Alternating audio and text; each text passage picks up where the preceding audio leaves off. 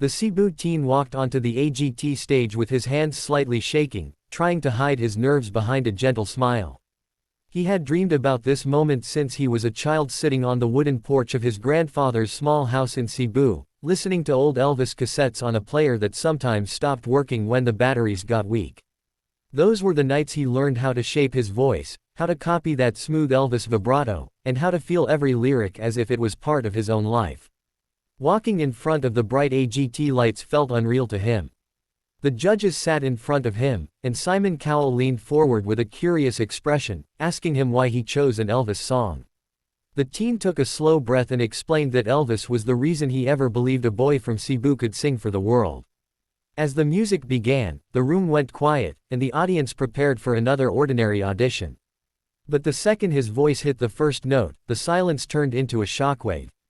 People lifted their heads, eyes widening, because his tone didn't just imitate Elvis, it carried the heart of someone who had lived every word. The judges exchanged surprised glances. His voice sounded rich, steady, and full of warmth that felt far beyond his young age. By the time he reached the chorus, the entire audience was cheering like they were at a real concert. Simon's eyebrows rose as he leaned farther forward, clearly impressed in a way he didn't expect. When the teen reached the final high note and held it with full control, the crowd jumped to their feet. The applause was thunderous, echoing across the hall and filling him with a wave of emotion he had never felt. As he finished, he smiled shyly, overwhelmed by the sudden love pouring from every corner of the room. For the first time, he felt like the world finally heard his voice.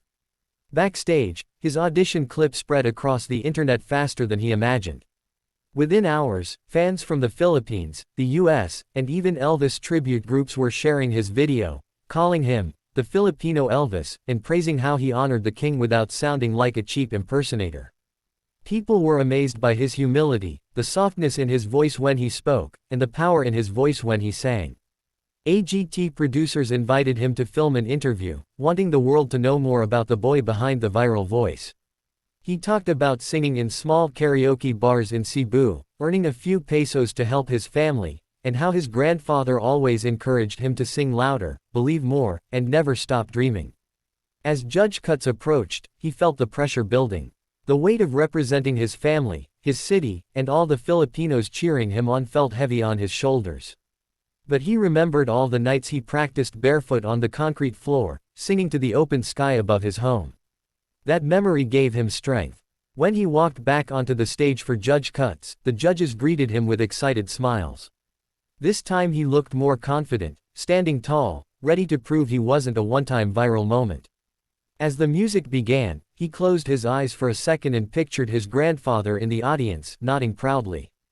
When he started to sing, his voice carried even more depth than before, stronger, smoother, filled with emotion from every challenge he had faced. The judges watched him with focused attention, clearly recognizing his growth.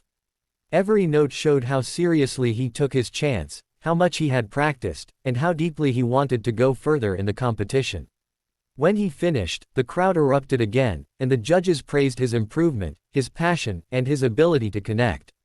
His journey was only beginning, and he felt ready for whatever came next. In judge cuts, the Cebu teen walked onto the stage with a new kind of courage that came from hours and hours of practice, late nights rehearsing, and reminders from his family that no matter what happened, he had already made them proud. He chose to perform a challenging Elvis medley, blending "Can't Help Falling in Love" with "Suspicious Minds," a combination that could either elevate him or expose every weakness. The moment the soft piano intro began, he took a deep breath, steadying himself as the judges watched with interest. As soon as he started singing the opening lines, the room softened into silence. His voice carried a tenderness that made people lean in, as if his words were meant only for them. Then, as the medley transitioned into the upbeat rhythm of "Suspicious Minds," he shifted his tone effortlessly, proving he wasn't just an Elvis fan, he was an artist with his own presence. Each lyric came out with confidence, each note controlled, his voice growing stronger as he fed off the energy of the crowd. Heidi whispered something to Sophia, both clearly impressed, while Simon watched him with an expression that mixed approval and curiosity, the kind he only gives to contestants he believes might go far. When the final powerful note echoed across the stage, the audience erupted into a standing ovation. People cheered so loudly he could barely hear his own heartbeat.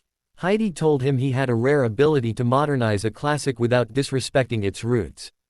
Sophia called him a young heart with an old soul. And Simon nodded with genuine pride, telling him this was the kind of performance that proved he deserved to be in the next round. When his name was finally announced as one of the contestants advancing, he couldn't hold back his tears. He covered his face, overwhelmed by relief and gratitude. Backstage, he hugged his mom tightly, thanking her for believing in him even when he didn't believe in himself. His journey suddenly felt more real. He wasn't just a viral moment anymore. He was becoming a contender, someone the world was watching with excitement.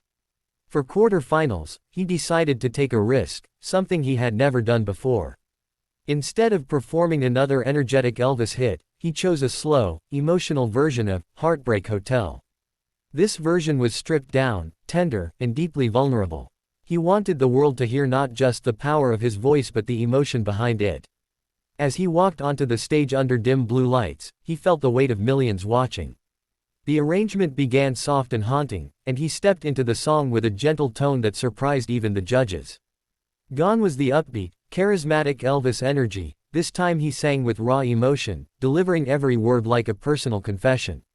His falsetto slipped into the air like a whisper, fragile yet controlled. The audience sat perfectly still, mesmerized. When he transitioned into the higher notes, adding runs he created himself, the entire room reacted at once, gasping at the unexpected beauty of his interpretation. Simon slowly leaned back in his chair, shaking his head in disbelief with a smile that said he had just witnessed something special. As the final soft note faded, the silence broke into explosive applause. People jumped to their feet, shouting his name, cheering with pride and joy. Simon told him it was the best performance of the night because he didn't imitate Elvis, he transformed the song into something new, something truly his. Online, clips of his performance went viral instantly, flooding platforms with comments calling him the Cebu King, the modern Elvis, and the boy who just changed the game. Votes poured in from the Filipino community worldwide, from Elvis fans, and from people who had never seen AGT before but were drawn to his pure talent. When the results were revealed and he advanced to the semi-finals, he could hardly breathe from excitement. He knew the road ahead would be even more difficult, but he felt ready, stronger than ever, and determined to prove that a teen from Cebu could stand on one of the biggest stages in the world and shine. In the semi-finals, the Cebu teen felt a different kind of pressure settle over him, not the fear of failing, but the weight of knowing that millions of people around the world now believed in him. He chose to sing, If I Can Dream, one of Elvis's most powerful and emotional songs, a piece that demanded passion, control, and absolute vulnerability. He practiced harder than ever, repeating every note until his voice felt ready to tell the story the way it deserved. As he walked toward the center of the stage, the lights dimmed, casting shadows across the floor while smoke slowly drifted around him. The orchestra began with a deep, cinematic introduction that sent chills across the room. When he opened his mouth and delivered the first line, the theater fell silent. It wasn't just his voice, it was the emotion behind it, the way he carried the hopes of his family, the dreams of his childhood, and the pride of an entire country. His voice rose with powerful conviction, trembling slightly as he hit the song's biggest phrases. The camera captured tears forming in the eyes of a few audience members, moved by how much heart he poured into each word. As the music swelled, he stood tall, lifting his chin and delivering the climactic notes with flawless strength. His voice soared across the hall, echoing with a mixture of pain and hope that felt too deep for a teenager to possess. When the final note erupted through the speakers, the audience rose instantly, clapping and screaming his name. Simon Cowell stood with them, shaking his head in disbelief before telling him that the performance wasn't just good, it was iconic, the kind of moment people remember for years. Sophia said he shook the room with emotion, and Heidi told him he looked like he was born for the spotlight. Backstage, he broke down in tears, hugging his mother and thanking God for giving him the strength to perform at his best. Clips of his performance went viral within minutes, trending across the Philippines, the United States, and even in Elvis fan communities online. Fans organized massive voting campaigns, determined to push him into the finals. Strangers sent messages saying his performance helped them feel hope again. The teen felt overwhelmed, humbled, and more motivated than ever. Making it to the finals felt like a dream, but he knew he had earned it with every hour he spent practicing, every moment of doubt he overcame, and every note he sang with sincerity. When finals night arrived, he felt both nervous and proud. He had prepared a massive tribute medley that honored Elvis while also showcasing who he was becoming as an artist. The stage was designed like a classic vintage concert hall, complete with warm lights, subtle smoke, and a live band ready to follow his every move. As the medley began, he sang the opening lines with a soft, heartfelt tone, inviting the audience into his world. Then the tempo shifted, and he transitioned into a stronger, more energetic section, moving across the stage with confidence he had never shown before. His voice blended golden Elvis warmth with his own bright Filipino soul, creating a performance that felt familiar and brand new at the same time. Midway through, he closed his eyes and dedicated a verse to his late grandfather, the man who taught him how to love music. The crowd went silent, sensing the emotion pouring through him. As he reached the final crescendo, he held the last note longer than ever, his voice shaking with passion. When it ended, the room exploded.